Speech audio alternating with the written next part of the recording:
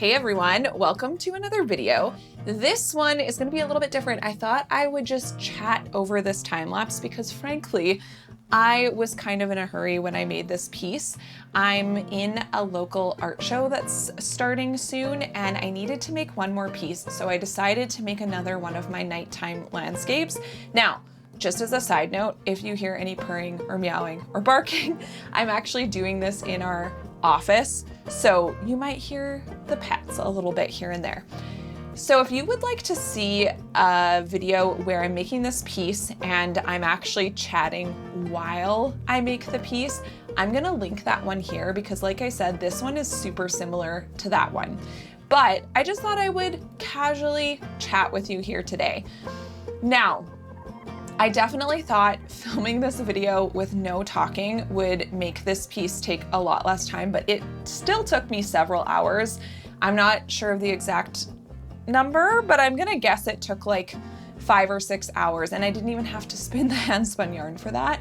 But right now, you're seeing me do all the beginning work. So I put on the warp. I'm using 8/8 warp string just for your reference, and then I had this Lion brand Woolies yarn, I believe is what this is, and it's a worsted weight yarn, and I'm using that for both the fringe and sort of the foreground of the piece.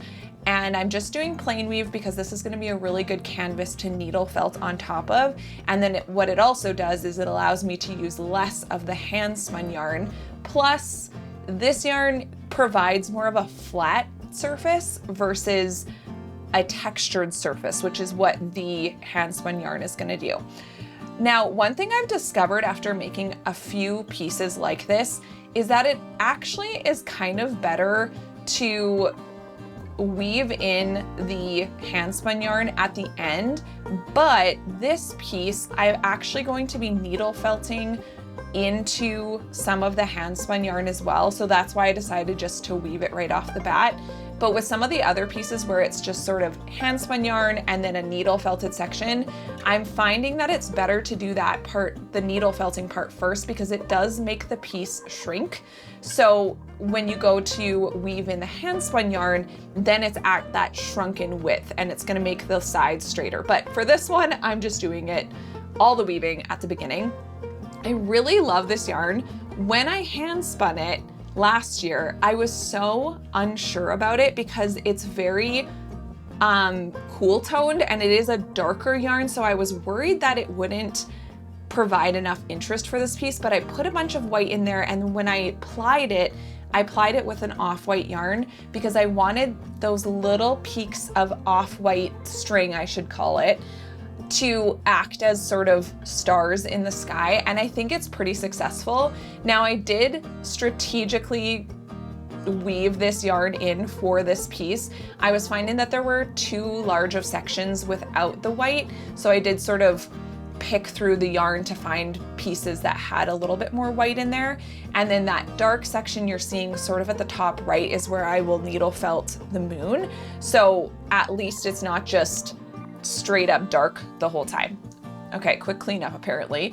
And now I'm doing all the tucking in the ends. So I like to do this before I start needle felting because once I start needle felting, it turns into felt in the back as well. And so it's a little bit harder to weave in these ends after the fact. So I'm doing all of that first. And plus it's also nice that when you're done needle felting, you're just kind of done. You don't have to do this tucking in of the ends. Now, I know I didn't say it while it was happening, but I was using a pickup stick to weave in the handspun yarn to hopefully have a little bit less agitation when I was weaving that in.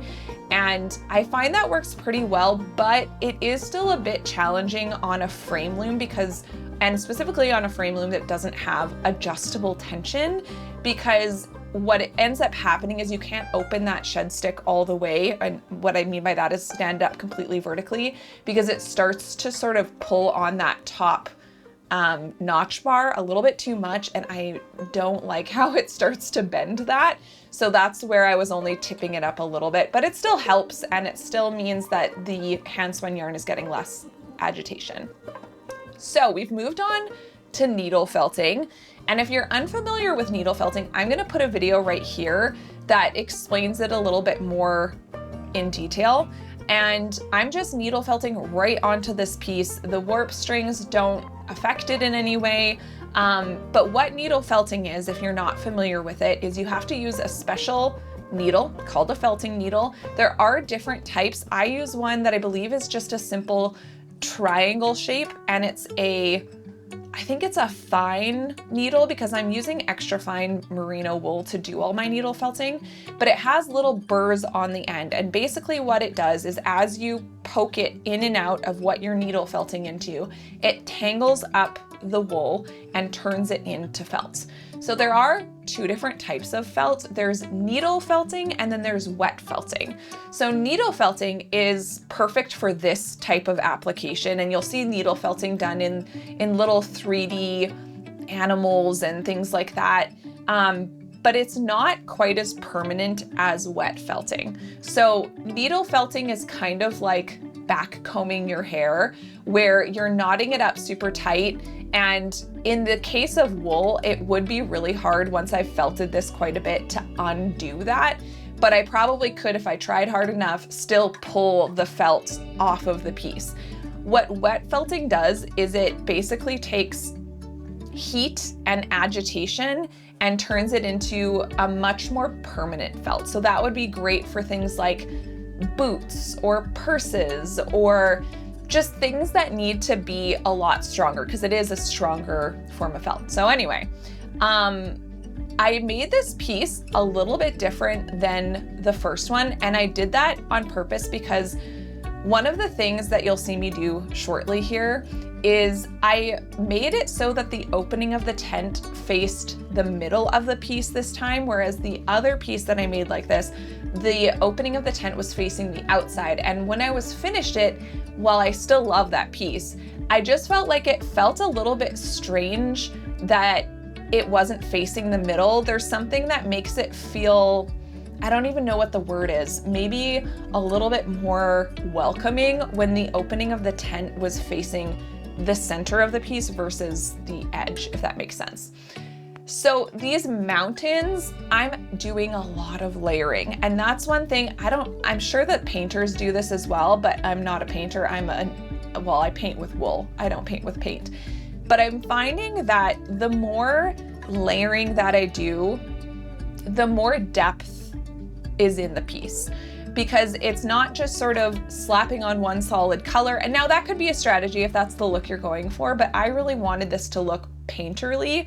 So I'm using a few different colors and even grabbing really thin pieces of certain colors so that I can really layer those colors together and have them mix on the piece, kind of like what would happen with paint.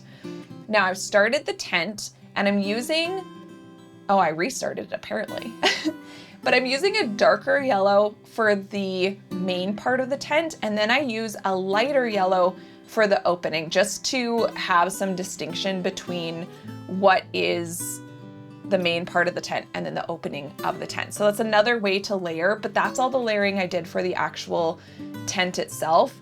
And then in the opening, where it's supposed to be sort of like you're almost looking into the tent, I'm going to be using a darker color to have just some contrast there, so it looks like you're seeing a bit of a shadow there. Now back to the mountains, even though I'm not working on them anymore, you'll notice that I added some yellow onto the mountains themselves. The first time I did this piece, I had done all the mountains in sort of the gray and white, and I felt like something was really missing there. It just felt so cool toned considering how yellow the moon is. And that's where I added that bit of yellow in, as if you're seeing the color of the moon sort of cast onto the mountains. Now, is this completely realistic? No. This is a woven wall hanging. I'm a full believer that art does not need to replicate reality. It can, and that is a strategy and that is a choice that an artist can make.